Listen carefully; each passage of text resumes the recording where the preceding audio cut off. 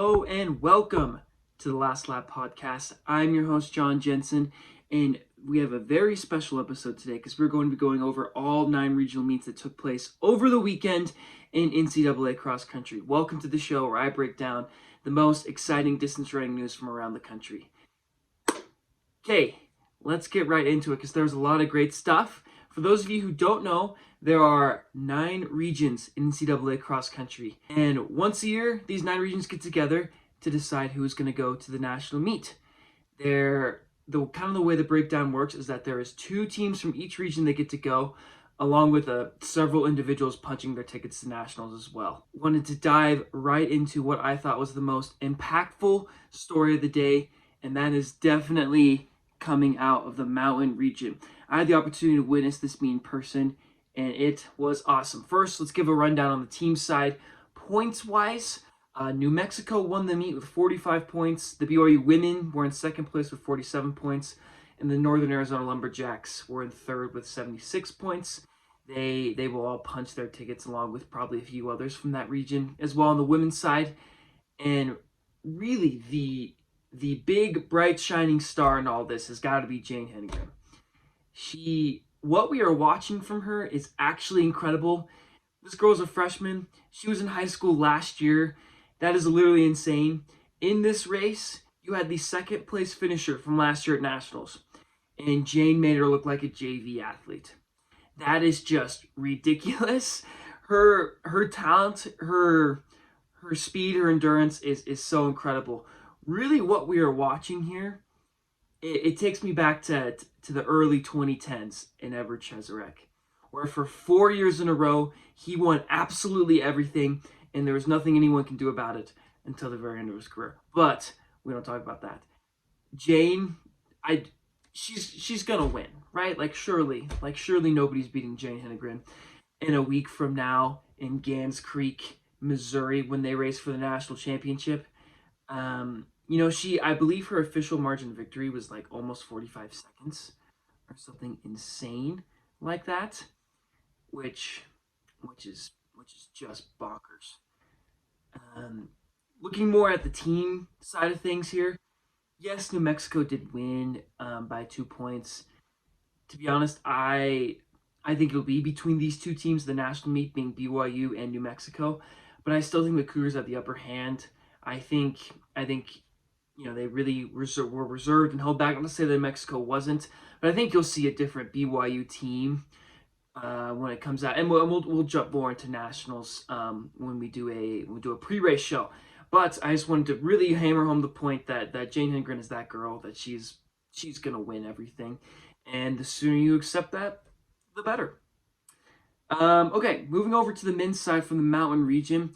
Really interesting stuff. You probably also saw the individual champion here running the mountain region, and Hoptum Samuel. He may get a challenge from Brian Nassau from Oklahoma State. But Hoptum, let me tell you, in person, he looked so smooth. He looked so fast, and he ran a perfect race from start to finish. There's 2 athletes that went out fast. One of them being his teammate, and he just stayed back, stayed calm, and looked like he barely even broke a sweat. He closed the gap perfectly and ended up blowing everyone out, giving people high fives down the home straightaway like he did at Mountain West. Really just proving why he is by far the most fit individual in the mountain region, and probably in the NCAA if we're going to be honest about it. Although Brian Nassau is looking really good. We'll jump into that later. Team results on the men's side. New Mexico, 37 points, dominance. They're going to be right up there in the team contest. It's really what I think is a 2-team race between Oklahoma State and New Mexico. Some will say it's 3 and they'll throw Iowa State in there. I'm not too sure after Big 12s if you can throw Iowa State in there.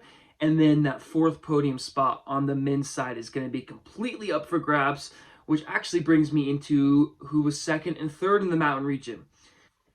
BYU was second with 67 points. They had a bad day at Big 12s. A lot of their guys didn't do very well. Davin Thompson really struggled. Tavon was their number 1 runner as a freshman, although Tavon may also just be their number 1 runner at Nationals too. He's that good. And, James Corrigan, people forget BYU has an Olympian on their team. I don't know if there's been very many other teams that could say that. James Corrigan was BYU's 5th runner today as an Olympic qualifier and an NCAA champion. He didn't have a very good day. I assume he's going to turn that around. He's had a rough season so far. What I hear has been a few sicknesses, a couple other things that have gone on. But I think James will be fine. And because I think James will be fine, I think they're way better than their 10th place ranking that they currently have him in the coaches poll. And for example, I believe Northern Arizona is ranked ahead of them, and they smoked Northern Arizona today by almost 20 points. So I think people are way too low on the defending national champs. I don't think they'll be close to the top, to the big 2 or the big 3, whichever you want to call it, but they could sneak on that podium in the last spot. And by the way, they are set up for the future as well with someone like Danny Simmons coming back into the fold and all that next year. So look out for Brigham Young University in the future years. But in their off year, they might be 4th, which is not too bad. Let's zoom out a little bit. We focused a lot on the Mountain region and take a look at some of these other regionals with some key results here. First, let's go to the Great Lakes, where the Notre Dame Fighting Irish, 22 points on the women's side. I mean, that is incredible. I know there's maybe not great competition there, but that is total dominance. They're going to be right up there at nationals, fighting for probably back end of a podium spot in my mind. But that's a good cross country team. Good cross country team. And the Notre Dame men won the Great Lakes region as well. So not a huge surprise to that. I mean, that region's fine. It's not the strongest region. West Virginia winning the Mid-Atlantic. They showed strong individuals and a strong team showing as well there. The Midwest, the least shocking news of the day, Oklahoma State won both. The men scored 38 points. The women scored 55. They were jogging. They're good cross country team. They're gonna be ready to roll in just a few days' time. Jumping over into the Northeast, you had the Syracuse Orange scoring 32 points for the men and taking home the win. That's a big win by the Syracuse men. And the women, you've got Boston College winning as well. And going to jump into the South now with Alabama, who won the South region in 37 points. And the women, the Florida Gators, first time since 2009, the Florida women have won a regional title. Pretty crazy. They had Parker Valley for so long they can never win regionals. But once she's gone, I guess they finally put the pieces together. They got a great coach down there, and they're getting it done. In the South Central, which was held in Fayetteville, Arkansas, tough region. Not a cross country place. Let's just leave it at that. Texas A&M won the men's, and yeah, change there. Arkansas used to dominate that region for so long, and that is no longer the case. In the West, was an interesting one, guys. This was one that fascinated me for sure. In Sacramento, California, the Oregon men, making a comeback. They look strong. They were high-fiving each other at the finish. You saw some of their younger guys start to show up a little bit. Simeon Birnbaum running really well. Didn't run that well at Big Tens, but he seems to be back in the fold there, right up there with the top guys. Lex Young made it as an individual, which I thought was kind of something maybe I didn't exactly expect, but good for him to get up there and do that. And on the women's side, the Stanford Cardinal won in 66 points. Okay, let's dive right in and talk about some of these teams that got an at-large bid into the NCAA championships, because there's some interesting choices, some interesting things that panned out with all this, and really, really interesting stuff. First, in years past, right back when BYU and NE were dominating on the mid-side, you'd see just tons amounts of team from the mountain get in. Sometimes even like six or seven in the mountain region get into the NCAA championships. But that was quite frankly not the case this year. From the south that got in, or the southeast, sorry, that got in, namely Louisville, who took sixth in the southeast and got in. You got Virginia Tech from there. You got UNC from there.